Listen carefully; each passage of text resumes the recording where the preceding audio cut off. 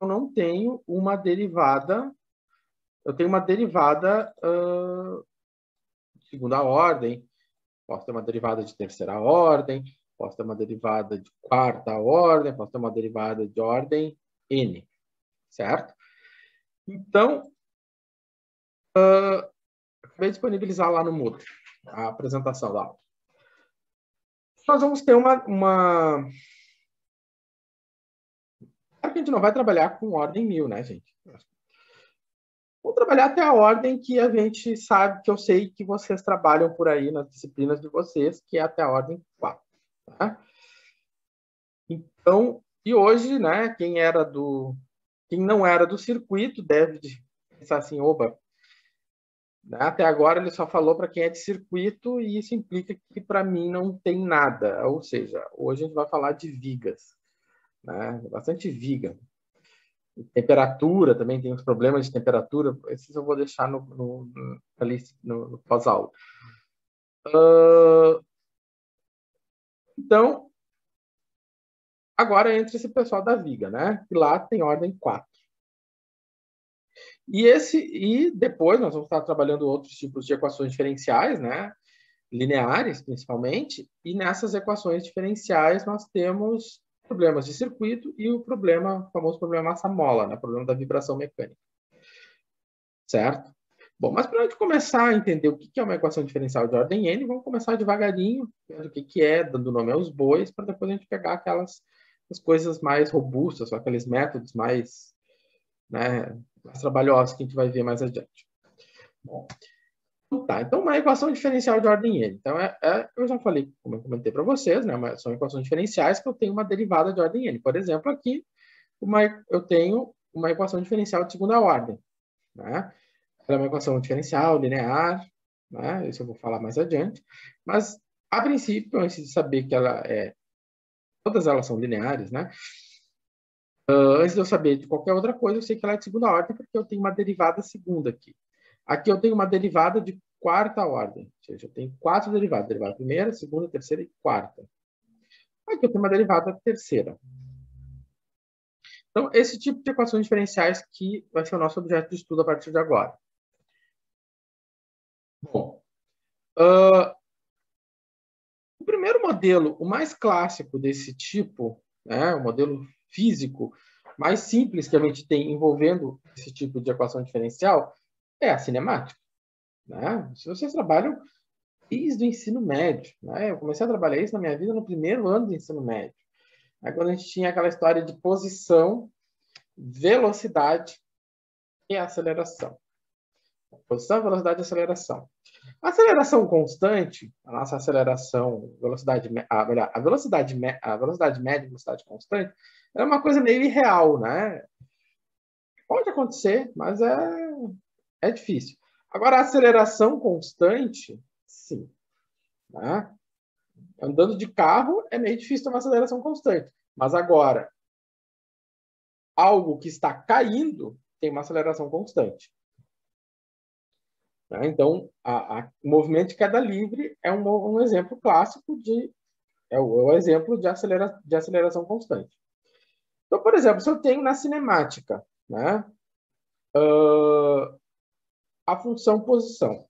A função posição, que muitas vezes eu chamo de S, mas eu vou mudar o repertório do S. O S, daqui a uns dias vai aparecer para nós, então eu vou tirar o S, vai ficar com a posição X.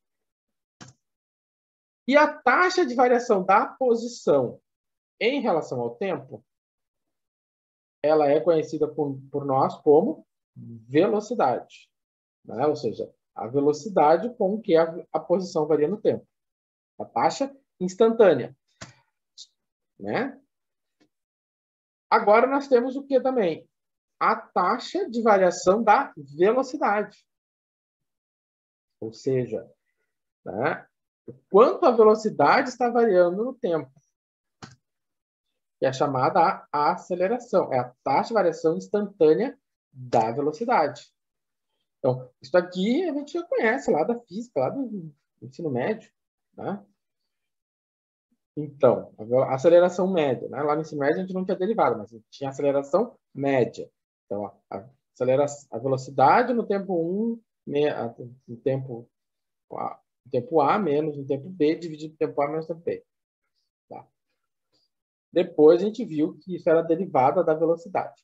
Bom, reorganizando isso, nós podemos ver o seguinte, que se eu tenho a derivada da velocidade e a velocidade é a derivada da posição, então a aceleração é a derivada segunda da posição. Tá?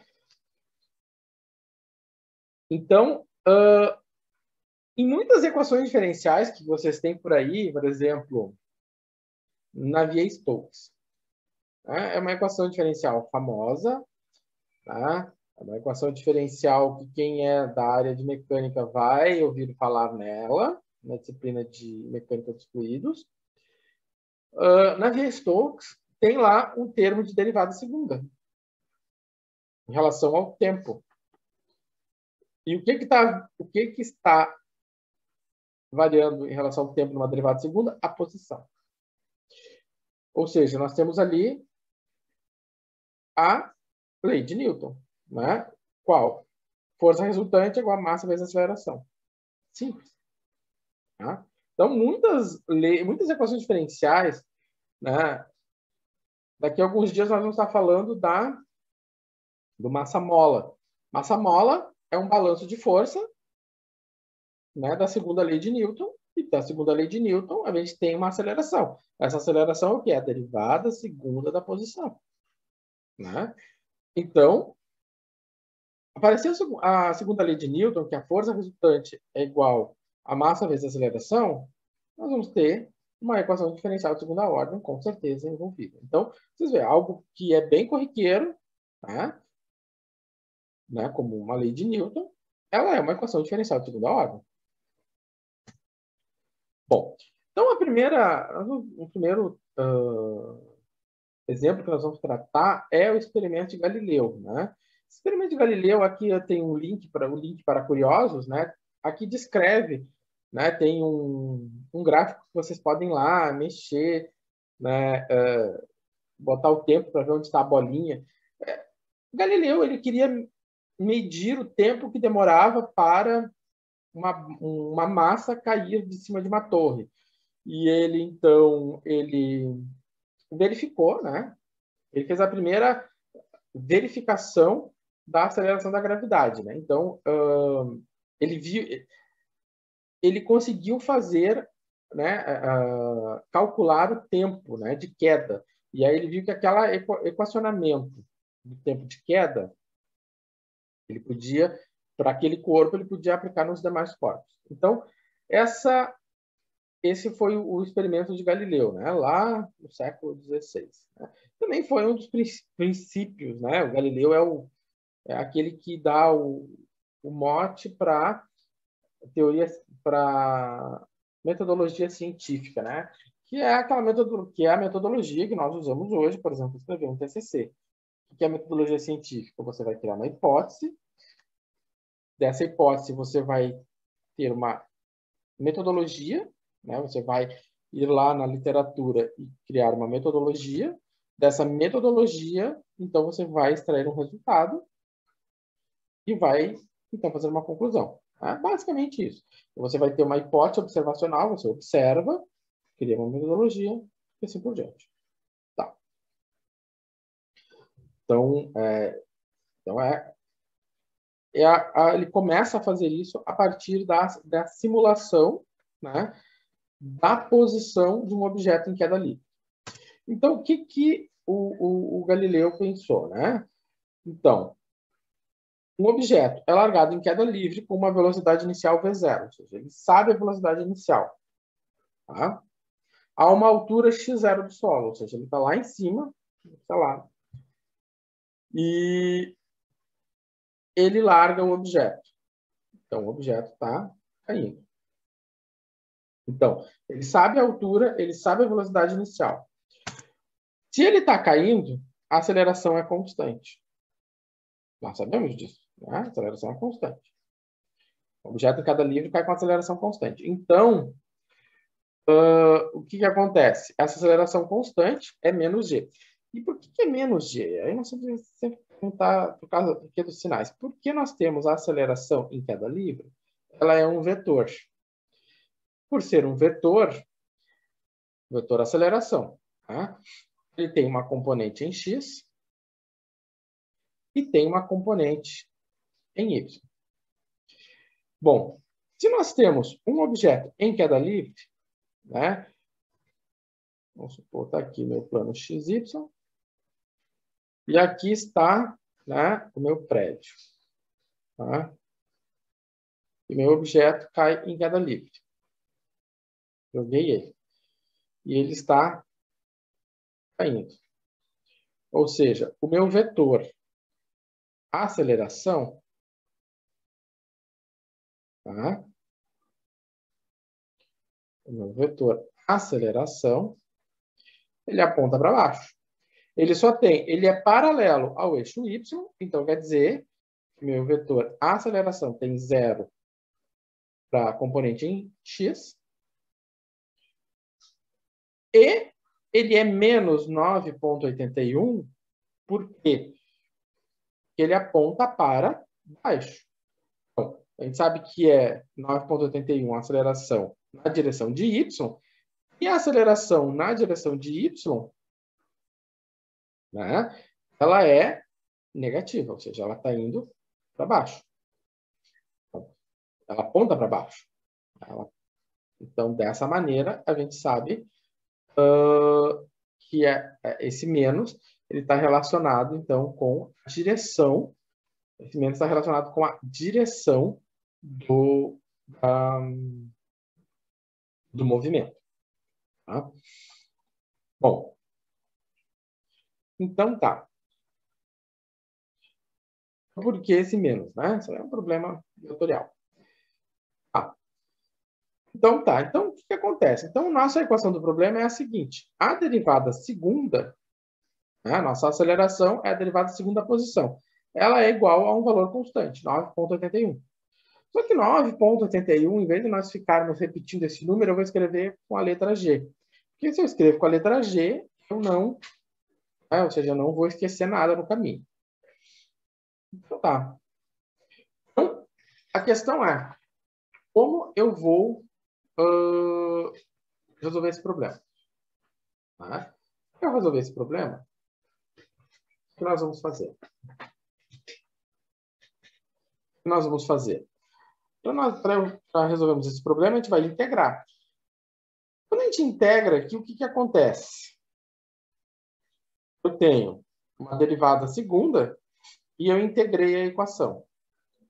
Então, se eu integro a derivada segunda, eu tenho a derivada primeira. Né? Ou seja, eu integrei a equação.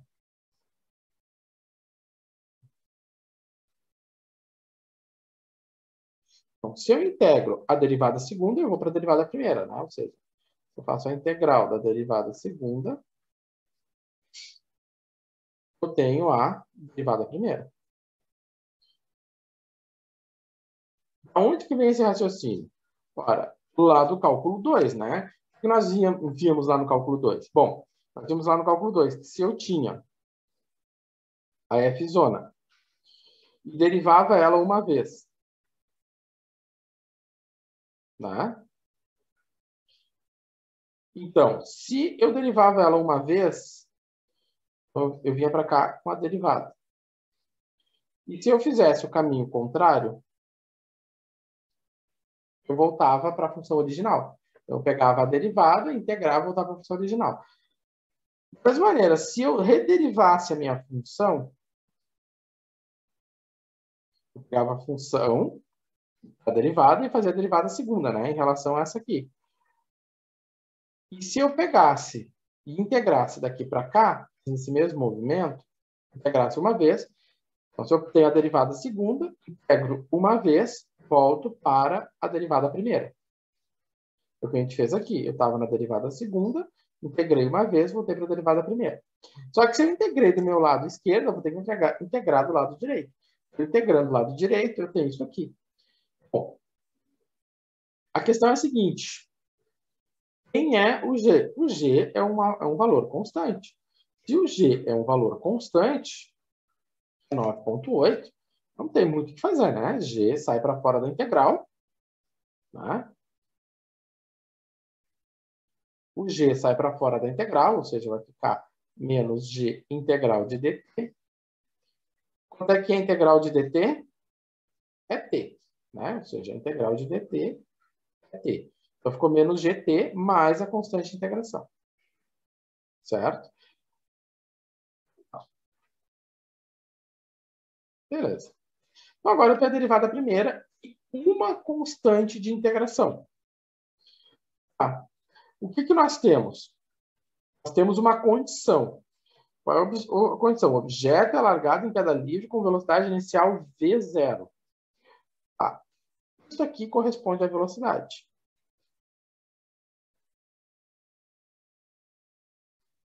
Isso aqui é velocidade. Então, ele está dizendo para mim que a velocidade inicial, que é a derivada no tempo zero, ou seja, isso aqui é a derivada no tempo igual a zero, ou ainda você pode pensar isso aqui como velocidade inicial. É quanto? É v0. Então, se nós colocarmos no lugar de dx dt o v0, né? Então, se eu colocar no lugar de dx dt o v0, vai acontecer o seguinte, né? Eu posso interpretar isso de várias maneiras. Velocidade inicial, v0 é igual a velocidade. V0 é a velocidade no tempo zero. Ou x' no tempo zero. Ou dx dt no tempo zero. Repara, aqui eu estou botando as várias formas de escrever a mesma coisa. Ou seja, aqui eu posso escrever isso aqui, né? Vamos falar. Eu posso escrever isso aqui, né? Eu posso escrever da mesma maneira, né? Ou seja, as quatro coisas. Então, mas o que nós vemos? Que isto aqui, ou isto aqui, é igual a V0. Tá.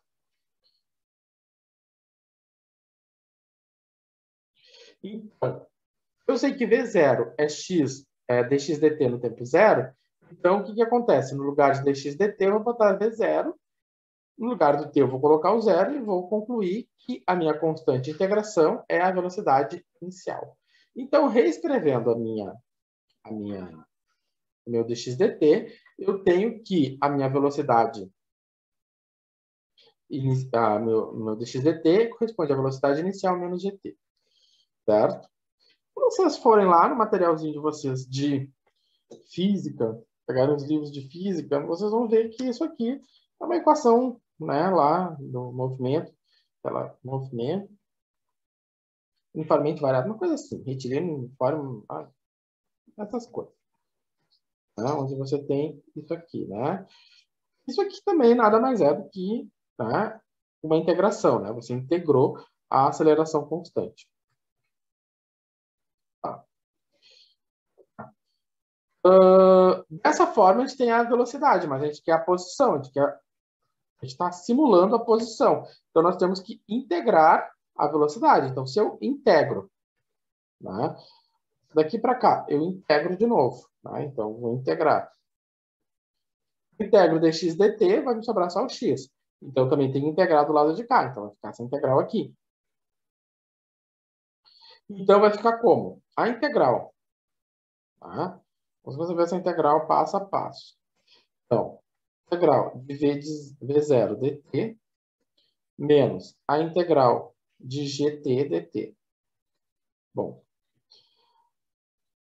V0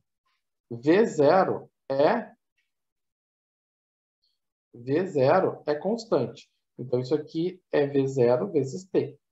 Menos. G é uma constante, sai para fora da integral. Agora, T não é constante, porque eu estou integrando em relação ao tempo. Então, vai ficar T ao quadrado sobre 2. Tá, beleza. Então, ficou V0 menos G vezes T ao quadrado por 2, mais a constante K. Esse mais a constante K, a gente tem que lembrar o seguinte, né? Nós temos agora uma outra constante de integração. Quando nós temos uma segunda constante de integração, nós precisamos de uma segunda condição. Para a segunda condição, o objeto é largado em queda livre, com velocidade inicial V0, a uma altura x0. O que é essa altura x0? Né? É a posição que se encontra o objeto no instante zero, ou seja, x0 corresponde a x no instante zero. Né? Então, dessa maneira, a gente vai poder calcular a posição inicial. Ou melhor, poder calcular quem é essa segunda constante de integração. Né? E aí nós temos isso aqui, né? Então, no instante zero, o meu x de t é x0, o t é zero e o t é zero. Então, sobrou que o meu k nada mais é que x0, né? Ou seja, o k nada mais é que a posição inicial. Portanto, reorganizando tudo, a solução, né, que nós temos é essa aqui. Né? A posição que nós temos é esta aqui. E vai naquilo que o Galileu demonstrou, né? O Galileu demonstrou que o tempo que leva para o objeto cair é nada mais, nada menos que 2GH. Né? Então, a constante gravitacional, 2 vezes a constante gravitacional, vezes...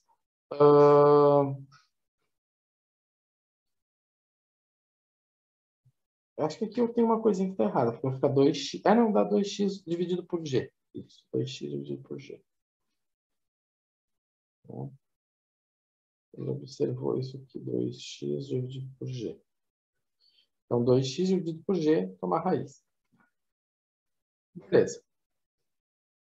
E essa equaçãozinha aqui, vocês já viram ela em outros carnavais por aí, lá na disciplina de física.